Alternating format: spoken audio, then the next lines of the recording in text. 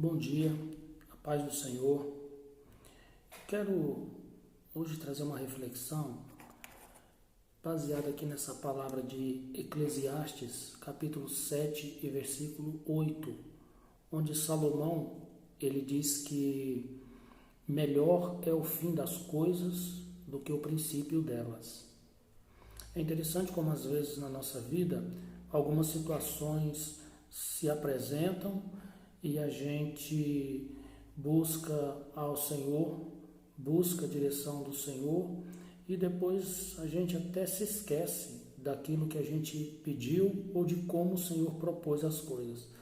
E isso é interessante, observando a vida desse Salomão, que escreve em Eclesiastes que o fim das coisas é melhor que o começo, porque em Eclesiastes nós já temos um Salomão já mais velho, bem vivido, passou por experiências muito amargas em sua vida e ele escreve agora de um ponto de vista de alguém que está aconselhando que determinados erros sejam evitados.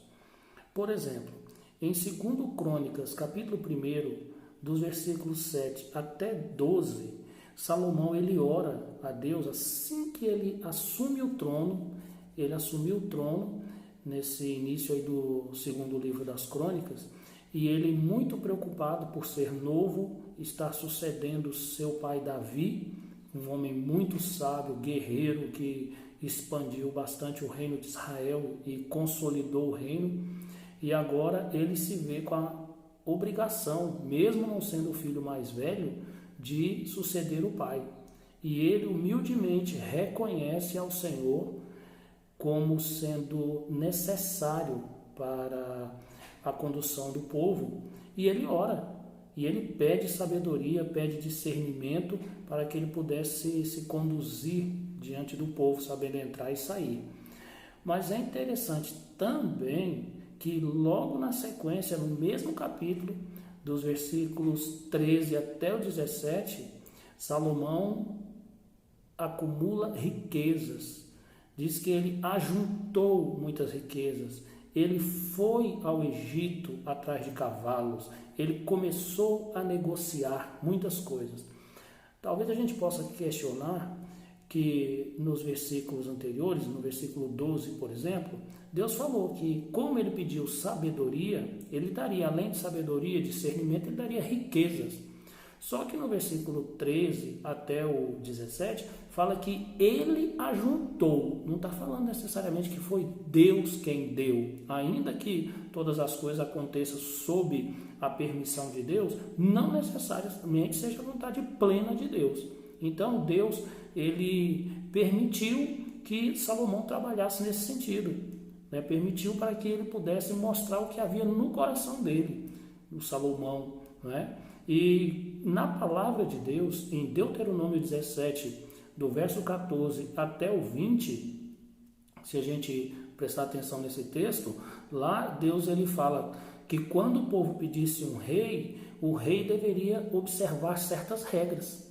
E dentro dessas regras estava o não acumular riquezas, não multiplicar cavalos, não acumular mulheres, tudo o que Salomão fez. Ou seja, Salomão agiu contrariamente à vontade do Senhor.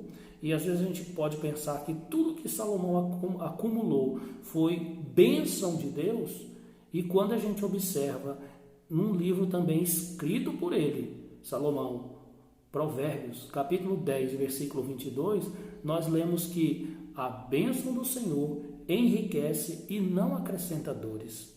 Então, reflita naquilo que você tem pedido a Deus, como temos nos comportado diante daquilo que o Senhor nos proporciona, diante das situações que nos são postas, e vamos entender se aquilo que temos alcançado é realmente a vontade plena de Deus, apenas uma permissão de Deus para ver o que há no nosso coração, porque melhor é o fim das coisas do que o início delas. Se no final o que nós temos conseguido, o que nós temos alcançado, glorifica ao Senhor, ótimo, sinal da bênção dele, porque a bênção do Senhor enriquece e não acrescenta dores. Agora, se aquilo serve apenas para alimentar o nosso ego, as nossas intenções, a nossa vontade humana, É preciso revisar os nossos conceitos, precisamos voltar àquele que dá a bênção, que enriquece, que traz a virtude e que não traz problemas. Amém? Deus te abençoe em nome de Jesus.